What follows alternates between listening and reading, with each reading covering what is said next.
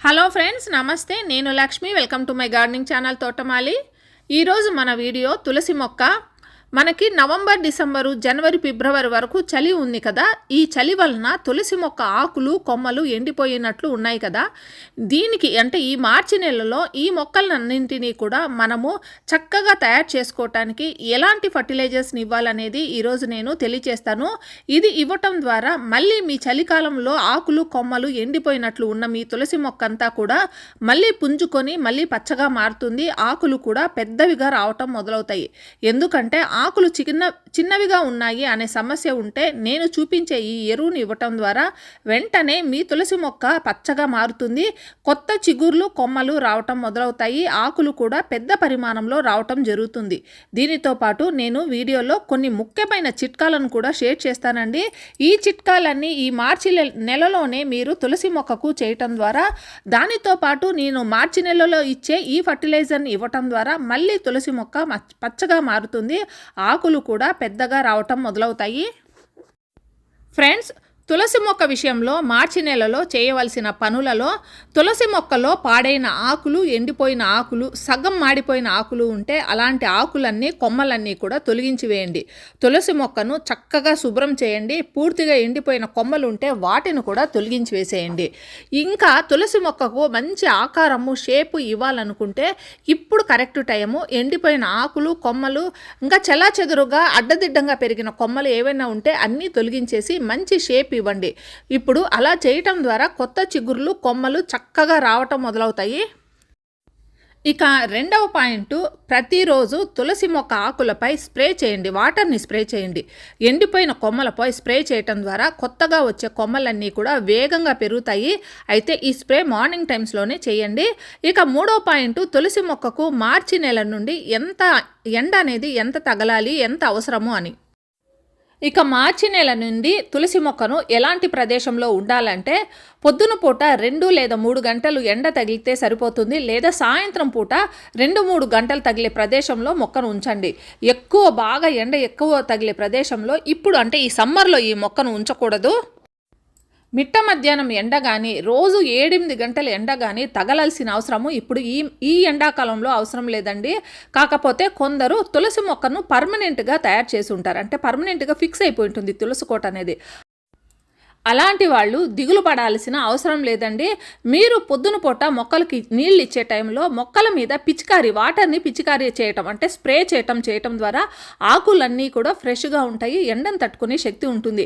ఇంకా బాగా మార్చి, ఏప్రిల్, మే నెలలో బాగా ఎండలు ఎక్కువైనప్పుడు ఏదైనా కాటన్ క్లాత్ మొక్క మీద కవర్ చేయండి. అంటే మిట్ట మధ్యాహ్నం ఎండ మొక్క మీద డైరెక్ట్గా తగలకుండా ఉండేటట్లు ఒక కాటన్ క్లాత్ని ఏదైనా కవర్ చేసి మనము మొక్కకు నీళ్లు చల్లేసి తర్వాత కాటన్ క్లాత్ను దాని మీద కప్పేయటం ద్వారా మొక్కకి ఎలాంటి డ్యామేజ్ జరగదు. అంటే మనము ఫిక్స్ చేసి ఉంటే తులసి కోటను ఫిక్స్ చేసి ఉంటే, అలా కాకుండా మనము ఈ మొక్కను కుండీల్లో పెంచుకునేటట్లయితే మనము 2-3 గంటలు ఎండ తగిలే ప్రదేశంలో ఉంచితే సరిపోతుంది. అది మార్నింగ్ ఎండ లేదా ఈవినింగ్ ఎండ అయితే సరిపోతుంది.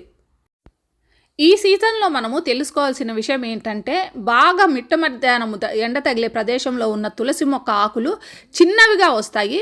అలా కాకుండా సెమీ షేడ్లో ఓన్లీ మార్నింగ్ ఎండ 2-3 గంటలు, ఈవినింగ్ ఎండ 2-3 గంటలు మాత్రమే తగిలే మొక్కలు చాలా చక్కగా వస్తాయండి. అంటే గ్రీన్గా, బుషీగా వస్తాయి. ఇంకా మొక్క కూడా పచ్చగా ఉంటుంది. ఆకులు కూడా పెద్దవిగా వస్తాయి. దీని తరువాత 4వ పాయింట్, మీరు మీ తులసి మొక్క ఉన్న మట్టిని బాగా తవ్వాలి, అంటే కలుపుకోవాలి. ఇలా చేయటం ద్వారా మొక్క వేర్లకు ఆక్సిజన్ బాగా అందుతుంది. దాని ద్వారా వేర్లు అనేటివి వేగంగా పెరుగుతాయి. ఎప్పుడైతే వేర్లు ఆరోగ్యంగా ఉండి వేగంగా పెరుగుతాయో పైన ఉన్న తులసి మొక్క కూడా వేగంగా పెరుగుతుంది. కొత్త కొమ్మలు, చిగుర్లు రావటం మొదలవుతాయి. ఇంకా దీని తరువాత 5వ పాయింట్, వేసవిలో తులసి మొక్క ఉన్న మట్టిని తేమగా ఉంచండి. ఎట్టి పరిస్థితుల్లో కూడా తులసి మొక్క ఉన్న మట్టి ఎండిపోకూడదు. అంటే ఆరిపోవటం అంటారు కదా, అలా ఆరిపోకూడదు. మట్టి ఎండిపోతే దాని రిజల్ట్ చెడు ప్రభావం అనేది మొక్క మీద కూడా పడుతుంది. ఆకులు చిన్నవిగా రావటం, కొమ్మలు, ఆకులు తక్కువగా రావటం అనేది జరుగుతాయి. మట్టి ఎండిపోకుండా కొద్ది శాతం తేమ ఉండేటట్లు చూసుకుంటే తులసి మొక్క గుబురుగా ఉంటూ కొత్త కొమ్మలతో పచ్చగా ఉంటుంది. దీని తరువాత 6వ పాయింట్, ఒకవేళ మీరు మీ గార్డెన్లో కొత్త తులసి మొక్కలు నాటుకోవాలనుకుంటే ఇది కరెక్ట్ సమయం. నర్సరీ నుండి కొత్త మొక్కలను తెచ్చుకోవాలనుకుంటే తెచ్చుకోవచ్చు, లేదా వీటి విత్తనాలను మట్టిలో వేసుకోవటం ద్వారా కొత్త మొక్కలను మనమే తయారు చేసుకోవచ్చు. విత్తనాల ద్వారా డెవలప్ చేసుకోవటానికి కూడా ఇది మంచి సమయం. తులసి మొక్కను కొమ్మల ద్వారా నాటుకోవాలంటే కూడా ఇది కరెక్ట్ సమయం. ఈ సీజన్లో కొమ్మలు కట్ చేసి నాటుకుంటే 20-25 రోజులకే కొమ్మలు బతికిపోతాయి. ఫ్రెండ్స్, ఇప్పుడు నేను చెప్పిన ఈ 6 టిప్స్ మార్చి నెలలో తులసి మొక్క విషయంలో తీసుకోవాల్సినవి. ఈ టిప్స్ను మీరు ఫాలో అవటం ద్వారా తులసి మొక్కను దట్టంగా గుబురుగా పెంచుకోవచ్చు. ఫ్రెండ్స్, మీరు కేవలం ఫర్టిలైజర్ మాత్రమే ఇస్తే లాభం ఉండదు. ఈ టిప్స్ అన్నీ ఫాలో అయ్యి నేను చూపించే ఈ ఫర్టిలైజర్ని ఈ నెలలో మొక్కకు ఇవ్వటం ద్వారా చాలా మంచి రిజల్ట్ మొక్కలో చూడవచ్చు. ఇప్పుడు ఇక ఫర్టిలైజర్ గురించి తెలుసుకుందాము. ఈ నెలలో ఏ ఫర్టిలైజర్ని తులసి మొక్కకు ఇవ్వటం ద్వారా మంచి ప్రయోజనాలు పొందవచ్చో తెలుసుకుందాము. ఇప్పుడు నేను చూపించే ఫర్టిలైజరు చాలా సహజమైన ఎరువు. ఇది ఇవ్వటం ద్వారా తులసి మొక్కకు తగినంత పరిమాణంలో నైట్రోజన్ అనేది అందుతుంది. ఇది బాగా మగ్గిన ఆవు పేడ, దాదాపు 1 ఇయర్ కన్నా పాతదండి. అందువల్ల ఇది పొడి పొడిగా అయింది. కొత్తది ఫ్రెష్గా ఉండే ఆవు పేడను తీసుకోవటం వల్ల మొక్కకు డ్యామేజ్ అవుతుంది. పాతది ఓల్డ్ బాగా మగ్గిపోయిన ఆవు పేడను మాత్రమే ఉపయోగించాలి, లేదా కంపోస్ట్ ఉంటే కంపోస్ట్ ఉపయోగించండి. ఇది 2 స్పూన్లు ఒక్కొక్క మొక్కకు మట్టి మొదట్లో విచ్చేసి బాగా మట్టిలో కలిపేటట్లు చూడండి. పెద్ద మొక్కలైతే 4 స్పూన్ల వరకు ఇవ్వవచ్చు, చిన్న మొక్కకైతే 2 స్పూన్లు మాత్రం సరిపోతాయి. ఇప్పుడు గ్రోత్ పీరియడ్ కాబట్టి నైట్రోజన్ అధికంగా ఉండే ఫర్టిలైజర్ ఇవ్వడం ద్వారా మొక్క గ్రోత్ అనేది అధికంగా ఉంటుంది. ఇంకా ఆకులు కూడా పచ్చగా వస్తుంది, మొక్క కూడా గుబురుగా తయారవుతుంది. ఇప్పుడు ఇక 2 రకాలైన హోమ్ మేడ్ ఫర్టిలైజర్స్ని చూపిస్తానండి. ఇంట్లోనే చాలా ఈజీగా తయారు చేసుకోవచ్చు. దీన్ని తయారు చేసుకోవటానికి ఎటువంటి ఖర్చు పెట్టాల్సిన అవసరం లేదు. దీనికి మొదటి దానికి ముఖ్యంగా మనకు కావాల్సింది బటర్ మిల్క్, మజ్జిగ. 1 కప్పు మజ్జిగకు మనము 5 కప్పుల నీళ్లు కలిపి ఒక లిక్విడ్ ఫర్టిలైజర్ని ఈజీగా తయారు చేసుకోవచ్చు. ఇక 2వ ఫర్టిలైజర్ తయారు చేసుకోవటానికి మనకు కావలసింది అరటి తొక్కలు. అరటి పండు తినేసిన తర్వాత మిగిలిపోయిన అరటి తొక్కల్ని మనము 1 లీటర్ వాటర్లో వేసేసి 1-2 రోజుల పాటు నిల్వ ఉంచుకోండి. నిల్వ ఉంచుకున్న తర్వాత ఒక మంచి ఫర్టిలైజర్ అయితే తయారవుతుంది. ఇందులో పొటాషియం అనేది రిచ్గా ఉంటుంది. పొటాషియం అన్నది మొక్కల ఆకులు స్ట్రాంగ్గా అవ్వటానికి ఉపయోగపడుతుంది. ఎప్పుడైతే మొక్కల ఆకులు స్ట్రాంగ్గా ఉంటాయో తొందరగా రాలిపోవు, ఇంకా పసుపు రంగులోకి మారిపోవు. ఇది పొటాషియం వలన ఉపయోగాలు.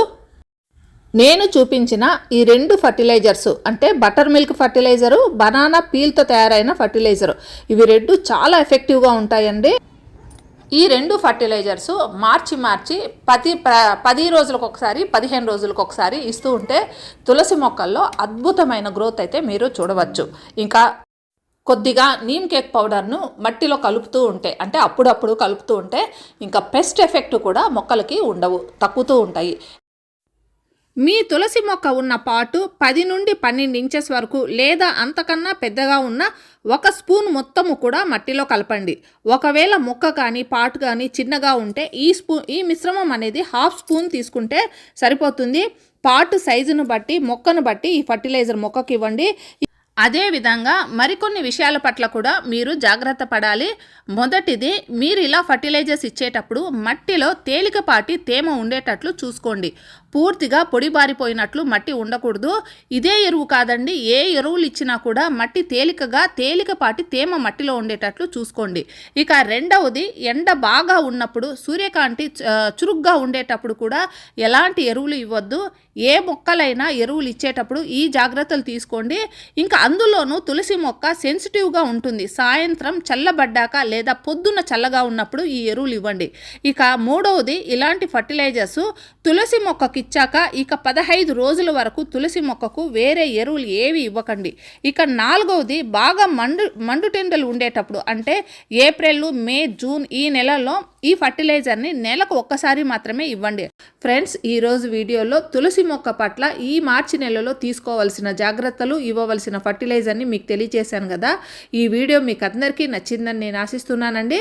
నచ్చితే ఒక లైక్, కామెంట్ ఇవ్వండి. మళ్ళీ మరో మంచి వీడియోతో మీ ముందుకు వస్తాను. అంతవరకు హ్యాపీ గార్డెనింగ్. Bye bye.